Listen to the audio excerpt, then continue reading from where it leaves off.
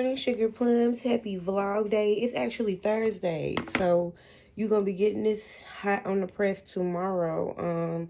This week was actually not really a busy week, just kind of logistically, I had a lot of moving pieces. So Monday and Tuesday, the youngest baby was here, and yeah, I know I don't vlog when my family is in the house, because this is like my time to talk my shit. Anybody can watch it though, so it ain't like I'm talking no shit that I wouldn't repeat, but I just like to talk freely, you know. And so the baby was here until, when did that boy leave? I think he left Tuesday night with his grandma, and then Wednesday morning, I ain't gonna lie to y'all, yesterday morning was my first morning in the house by myself with some silence. Baby, stepmama lay down, okay? I feel like when my content start to pick up, these long ass sips of cups gonna become the parody that people gonna be making parodies about me. They gonna be talking with their lips. They gonna pick up a big ass cup and they gonna be like, goo, goo, because I be drinking the fuck out this water. But y'all gotta know that I sit down and press record right after I clean my house for the morning. So I clean the bathroom. Like today, I cleaned the bathroom, mopped both the bathroom and the kitchen, and then did the dishes for the day. You know, I get my house ready for living, and then I sit down and come talk to y'all. And I be thirsty as fuck. But every time I do it, or every time I rewatch one of my videos and I see it, I'm like a comedian. Once I start to elevate, a comedian gonna tear me up with these gulps of water, bitch. Because I be that good. I'm sorry. Anyways, let's focus. So this week we're talking about Juneteenth. Shout out to my sister Ashley for this beautiful shirt. Along with talking about Juneteenth, though, we are talking about polyamory. I talk about polyamory so much in my other content that I just wanted to kind of give it its own space. I said that last week, and I knew I was going to do it this week. And because my polyamory, my preference in polyamory has a lot to do with being queer, right? Because the reason that one of the main reasons that I decide to be polyamory is because I like both men and women, sexually and romantically. Sexually and romantically, I like men and women. And so this week, we're going to talk about being black, queer, and poly, right? That's probably going to fuck around to be the title. Being black, queer, and poly. Because that is essentially, I won't say who I am, but right now in my life, those are the highlighted characteristics of myself. Now, forever in my life, black going to be a highlighted characteristic. So when we ask about characteristics, we're going to always start with black, okay?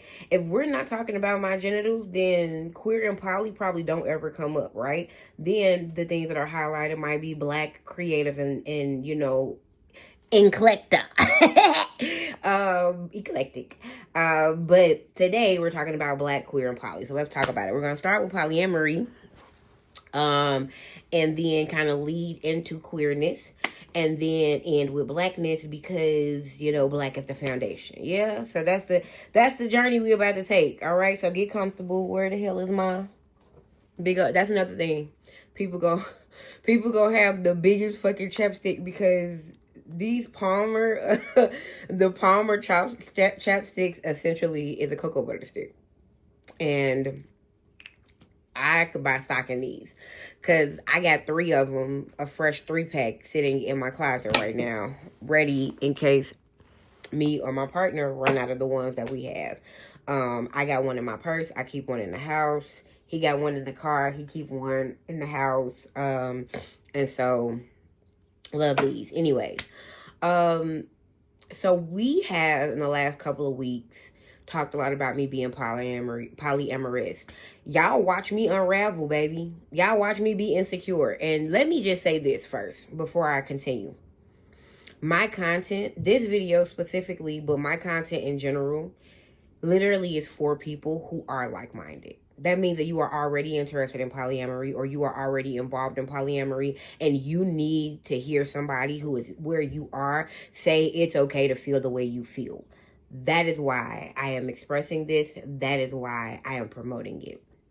I am not seeking to convert anybody who has a monogamous mindset to be like me. Okay? You don't want your coochie ate by two people? I ain't gonna judge your bookie butt. I do. Okay?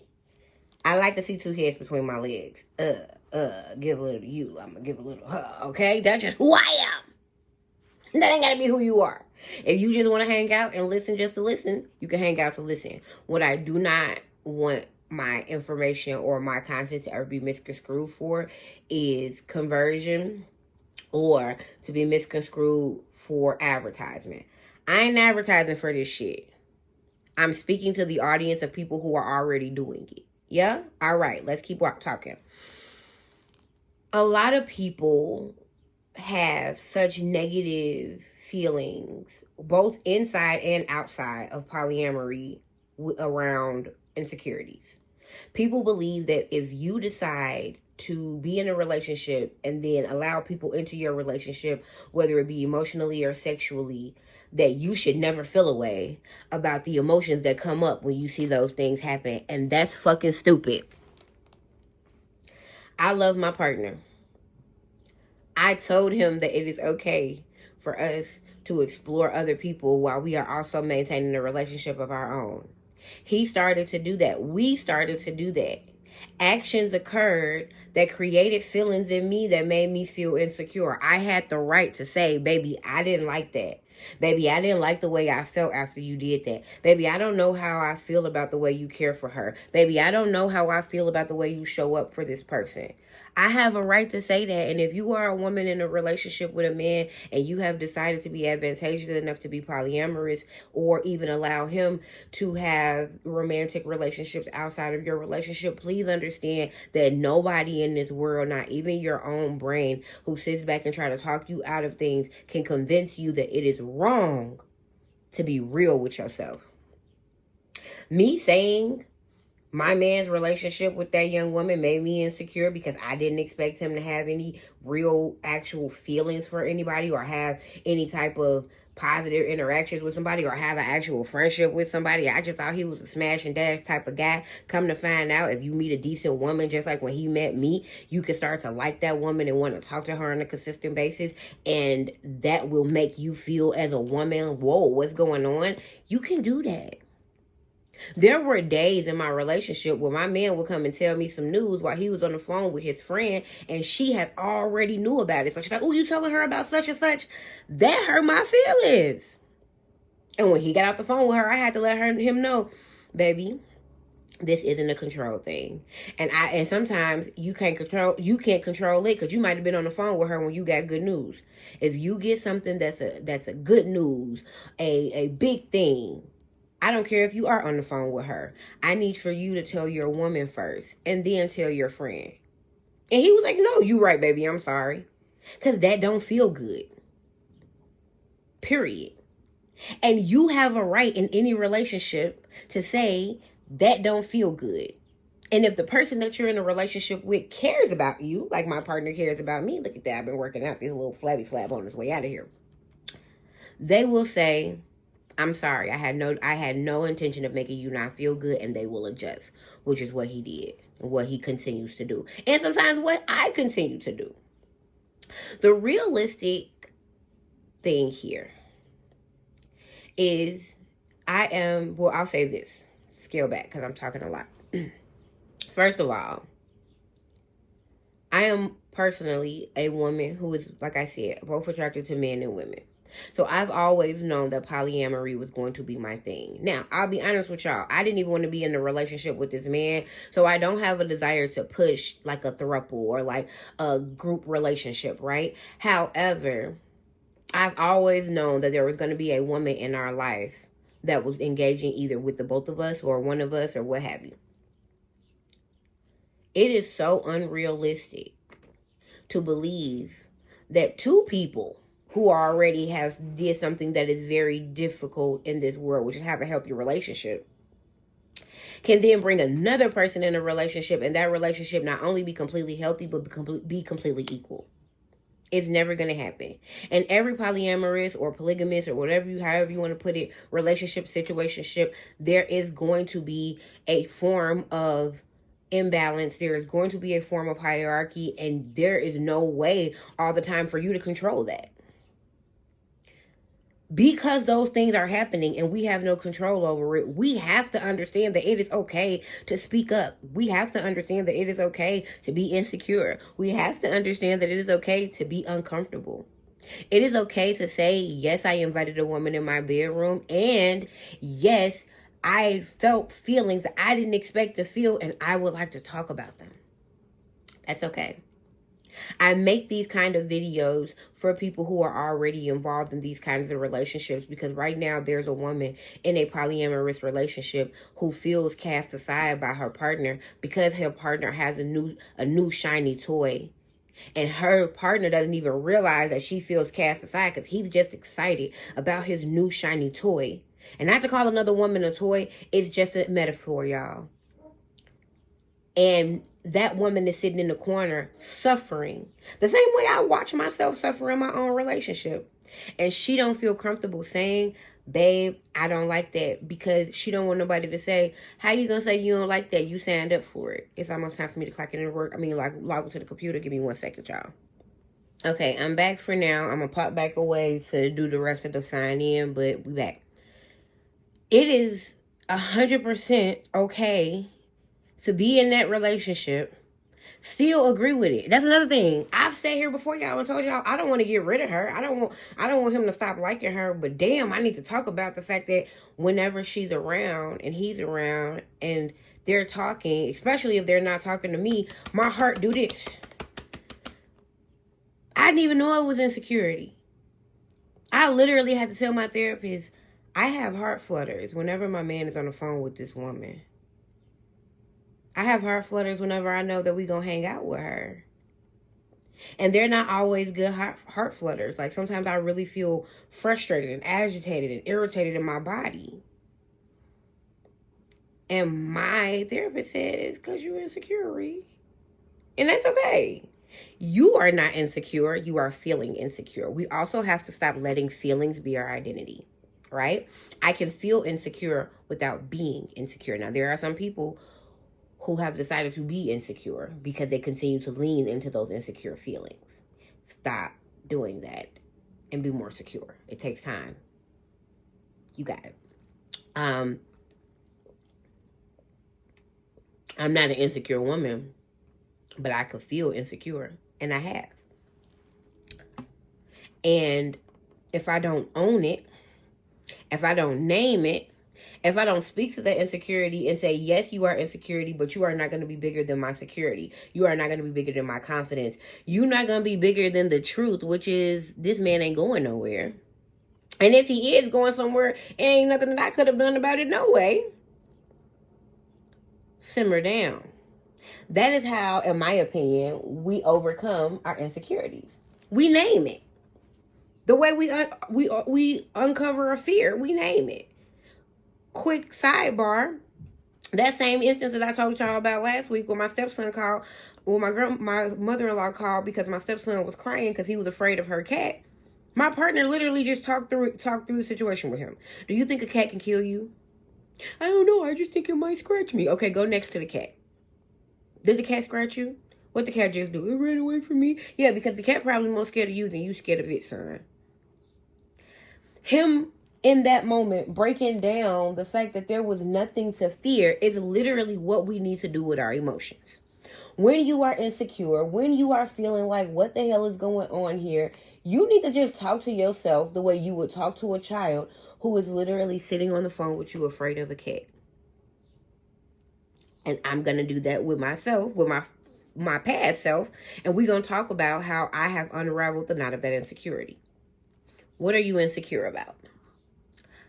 I did not expect my very nonchalant asshole partner to have what I perceive as real feelings for a woman. Question.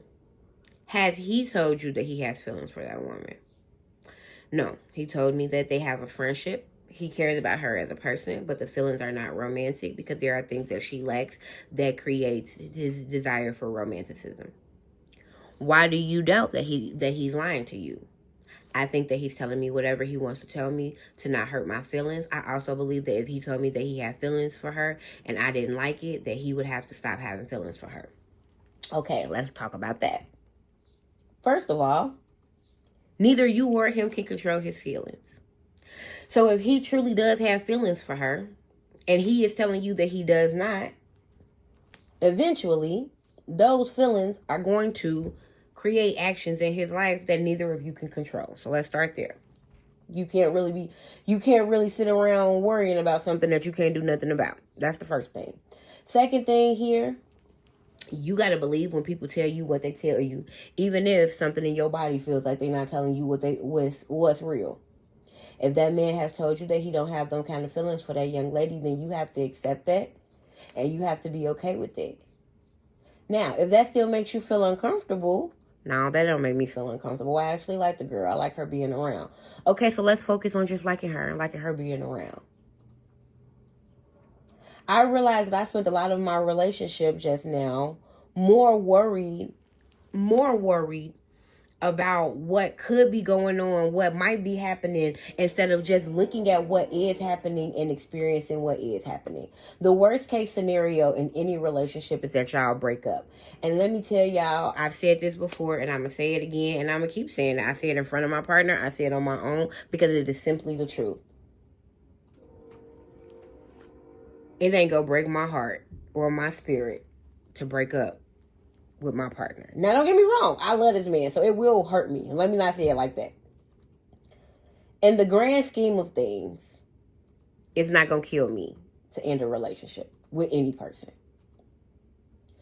When we really just look at things for what they are, I am a person, I am a woman who does way better.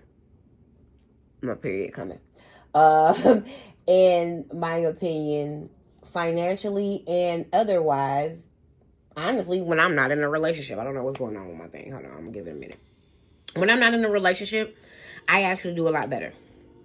So the fact that I was sitting in this relationship afraid of ending up single, like single isn't where I thrive, is ridiculous. The fact that I had thought that these two people who are very, oh, this is horrible. I hate the acne that come right before you get your cycle, ladies. And I'm leaning into the camera and I see it, so I'm glad I'm getting lean back now. Because, anyways, when you are insecure, you're not even paying attention to what's right in front of you. I'm sitting here thinking, what's going on? What's going on with him and her? What's going on with him and her? Not realizing that he is infatuated with me because he loves me and we've been together for all this time. And she like me. You sitting here counting yourself out and counting your days until you out of the situation when neither of these people are trying to take you out of the equation. And I'm going to tell you, when you are in a polyamorous situation and you're like the first girlfriend or the first partner, that is the biggest fear. That is the biggest insecurity. That's the biggest critique, right? When people talk to you and you tell people that you are poly, or you tell people, if you tell people that you are poly, the first thing that comes out of their mouth is, "Ooh, girl, you strong, because what if I go to work and they having sex without me? Or what if he fall in love with her and he want to be with her? Now you didn't let this good man go. What if?" But we don't ever stop to realize that, like, I'm a good woman. That's why I have a good man. And there are 8 billion people in the world. This is not the only good man in the world. If this good man meet another good woman and those two good people decide they want to be together, they have a right.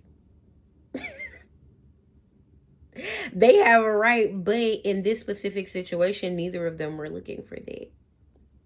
My insecurity didn't even come from anything that they were doing to me, minus the one situation, and we're going to move past that. We're going to try to emotionally, mentally move past that because we have all taken our accountability and we're going to move on.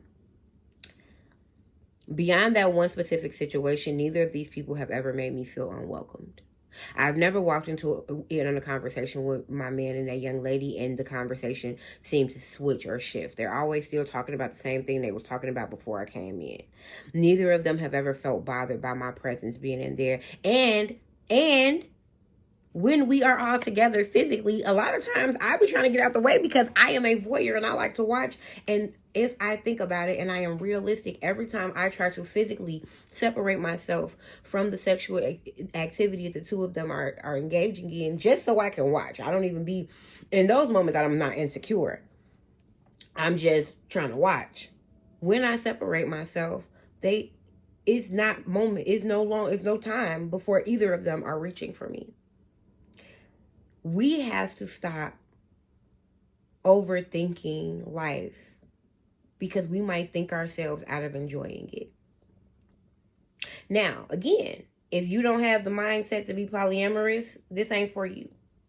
This is for the woman who is tired of fantasizing about a woman's touch and is in a relationship and might be nervous because I don't want to mess up this beautiful relationship that I have with this man, but I have desires that are going unmet.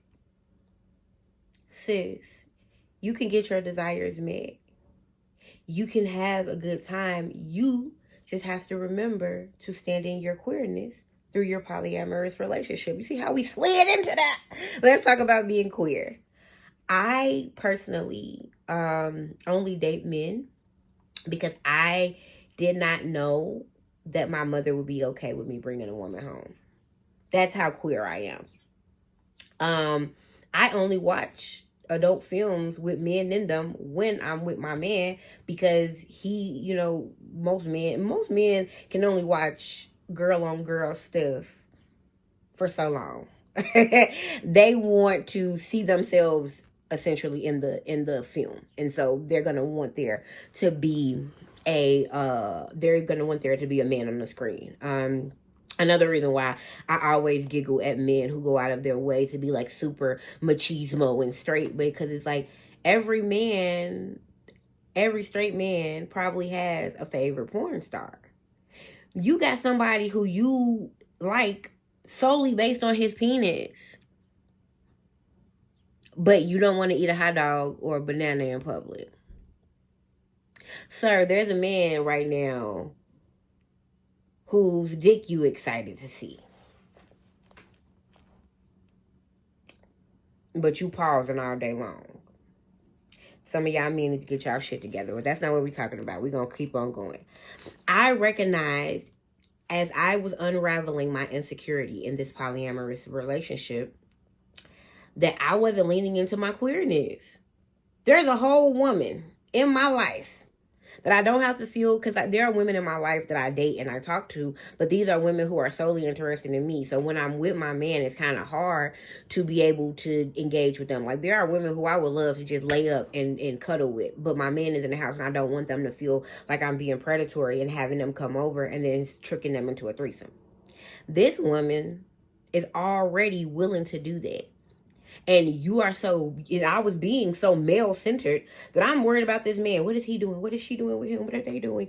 And reality, girl, be queer, be gay, enjoy yourself. For instance, this past week, I've sent her a couple of little spicy photos on invisible ink because she got a daughter and I don't know who be over her head. They were received well. Like I said before, having a relationship with two people that's extremely happy is difficult enough. 3 people is never going to be all the way happy all the time, and it's never going to be equal. 2 people are going to have a stronger connection than the others. I did not anticipate. This is really what kind of fucked me up. I'm not going to lie to y'all. On the pride tip, because my man is really an asshole, and sometimes I wonder why I like him. I never anticipated the woman that we invited into our bedroom to like him more than she liked me. I just knew that everybody would like me more. And that's not the truth. The truth is my partner has a stronger connection in this polyamorous situation that we find ourselves in. And because of that, we need to be honest about how not being the person that has the stronger connection makes us feel. But don't sit back and be like pushing it away or trying to make him like, no. First of all, people can't control what they feel. And if you try to keep a person away from something that they like, they're going to end up loving it. And that don't mean that I kept her close just because I didn't want him to end up loving her, because he could still end up loving her from the closeness. But in my opinion, if I see that my partner likes something, I want to give them more. I don't want to take from them. In my opinion, partnership means seeing what your partner likes and wanting to give them more. If you are a person who finds yourself venturing into polyamory, try to focus on that. Stop focusing and trying to focus on what you lack. That man has not missed anything emotionally for me to show up for her. So maybe he has enough love for that. Just like I have enough love. I haven't stopped loving him, but I'm still showing up for her and other women. And I have a male best friend I literally talk to every day. That's showing up in a relationship for someone. And I'm sitting here nitpicking every little thing. Oh, she don't do this. I don't do this.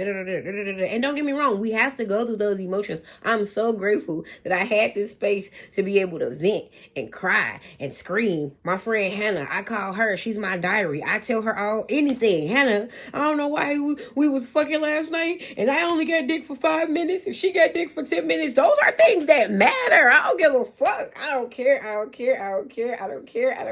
They matter. And you can feel a way about them, but you cannot allow the way that you feel about them to stop you from experiencing things that you enjoy.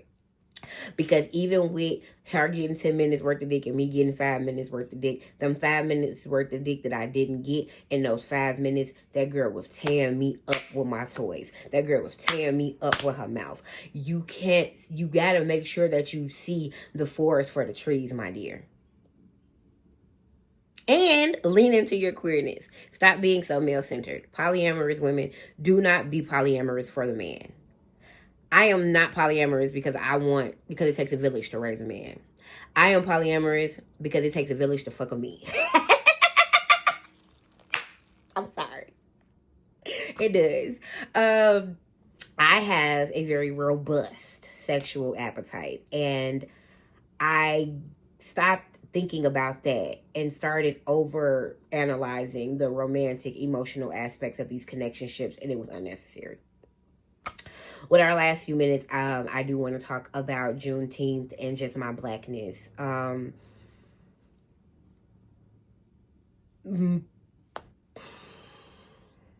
Being black is so beautiful to me. In every life, I want to be ethnic. Black. I want to be a blacker woman in the next life. I'll be honest. Holidays like Juneteenth, they're a double-edged sword for me.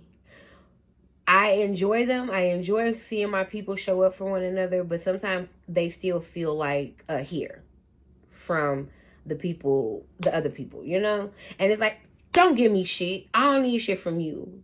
And I don't want a day. I don't want just a day to celebrate being who I am and being proud of what the fuck I do. I want to do it every day. I want to do it consistently. And so my only feedback to the hard Juneteenth celebrations is be that fucking black all the time. Because I had to grow into my blackness, I'll be honest. As a young girl, I was raised by I'm sorry, mama. I was raised by a whitewashed black woman. My mother didn't trust her people. My mother didn't trust her blackness. My mother would not allow a black doctor to work on her. My mother almost didn't allow the black doctor to bring me into this world, to bring me into this world, bitch. I'm gonna be real with you. It took my mother a long time to buy us black dolls. I used to paint my Barbies brown because I didn't have no brown Barbies until my mama realized, okay, I got a black daughter who like being black, okay? Because that meant put a little voodoo in his stomach. And I came out black as fuck, okay? And I had to learn how to be comfortable with my blackness because I had a whitewashed family. And so my family used to call me things like Afrocentric, Mama Africa. Like my sister used to be like, you know, y'all know, don't stay nappy around Rika because you know she Afrocentric. And I hated being fucking called Afrocentric. Now I like it. You know what I mean? I am Afrocentric. I'm very centered on Africa. Okay? Love it. Love being black. Love everything about it. Love the rhythm. Love the groove. Love the vibe. Okay? Love it rough and black. Love R&B. Love jazz. Love it all, baby. Love rock and roll because Chuck Berry. Baby, let me tell you something. Love it all. I love being black.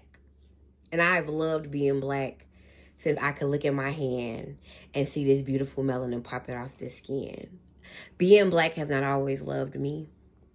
I am an intelligent black girl, so I've been called a Oreo. I've been called black on the outside, white on the inside because I enunciate my words. I have been called a stuck-up black woman because my whole life, my mother has been well off. My mother has been utilizing the government system while also being an entrepreneur and making really great money. So I've never really struggled like a lot of people that have been in my life have struggled. Like even my partner, a lot of the things that he can identify with, I'm like, I don't know that life.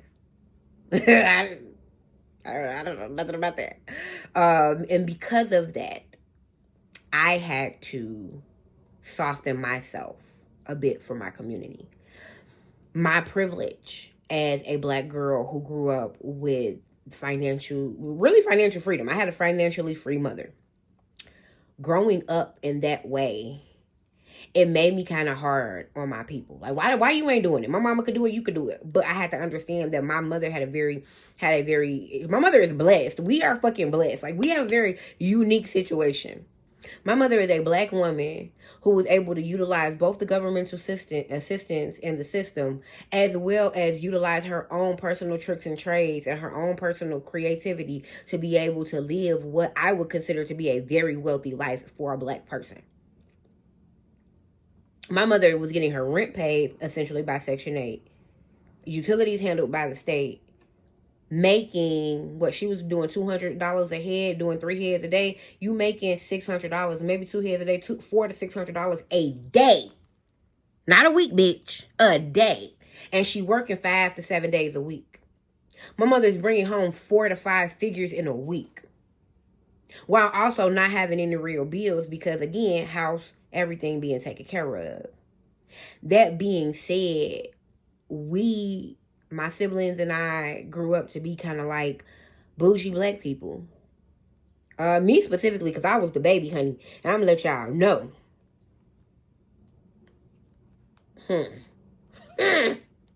Okay? But that snootiness, it was a disconnect from my people. Not because black is synonymous with struggle, but because black is synonymous with groundedness and earthiness. And I was not being very grounded when I was sitting up looking on high down at my people. Now, I'm a lot more grounded, but I am still very much more privileged, and I am aware of my privilege, and the awareness of my privilege helps me show up in a better place. Kind of like earlier when I was talking about the awareness of my insecurity helps me unravel it and show up in a more secure place.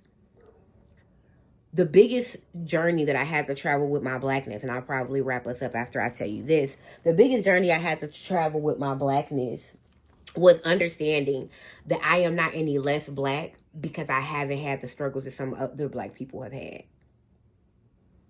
Because I've still struggled. Our lights were still off. My mother still didn't, because my mother had finances, but we don't have financial literacy in our community. My mother was blowing that fucking money. There is no reason why me and my siblings kids shouldn't be taken care of for the rest of their lives with the amount of money that my mama used to make. I know for a fact my mother probably touched $1 million in her lifetime, and she don't even know it because financial literacy is so much more important than having money. Black people literally are walking money. You can stand on the corner as a black person and dance and make some fucking money. Bitch, you're walking money. You will never be broke. But that is the reason why those who are in power choose not to give us literacy. Because if we understood how fucking powerful we were, we would do different, we would be different, we would act different. And so my goal with my place here on the internet is to express to us that literacy, knowledge, and awareness is so important. Whether you are poly, whether you are queer, whether you are black, which is all three things that I am and I have been speaking about in this 35 minutes that I've been in front of you, it is so important for you to be aware. It is so important for you to be in tune, and it is so important for you to be intentional. You cannot just do shit to be doing shit. You have to learn what's going on around you. And when you don't know, you need to lobby your resources. I didn't understand what those heart flutters were. But if I didn't get away from my pride and tell my therapist, hey, I keep having physical reactions to this woman being around me and my man, can you help me? To find out that I was insecure, and now I'm unraveling that bob. Now I feel secure, and now I'm sitting here on my phone sending this girl nudes, and we all having a good time, and we're doing the thing that we should be doing, being happy.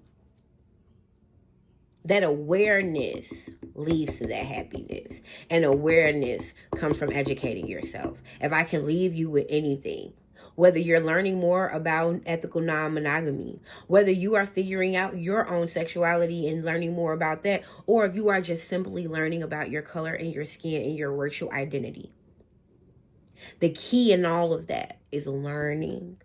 And the way we learn is to actually do research. Is to actually read. Is to watch videos like mine. Watch other people's content. Get yourself immersed in the culture that you identify with. And figure out what parts of the things that you learn you want to keep and cultivate into your own life. And what parts you want to leave right where you learned them at. Both of those things exist. And you can do those things from such an enlightened place. But first, you got to get real with yourself. I can't have a healthy relationship with my partner if I can't be real with myself about my own insecurities, about my own lack of pleasure, about my own desires. I can't have a romantic relationship with women as a queer woman if I'm not aware of my own insecurities, if I'm not aware of my own issues, if I'm not aware of my own demons. I cannot stand on the front lines for my black sisters and brothers without being aware of my privilege, without being aware of my standing in my community, without being aware of my community standing in this world. Slavery did not begin Black history, it interrupted it, and we need to be aware of that. So holidays and celebrations like Juneteenth are reminders that we are doing the work, but they are also pushes to keep doing the work. If I'm going to leave you with anything this week, I'm going to tell you, keep doing the work. Whether you are working on your interpersonal relationships or you are working on your racial identity, life is work and we got to do it. Do your part, bitch. I love y'all. I hope y'all have a great week and a great weekend. Happy Juneteenth. And I will see you next week.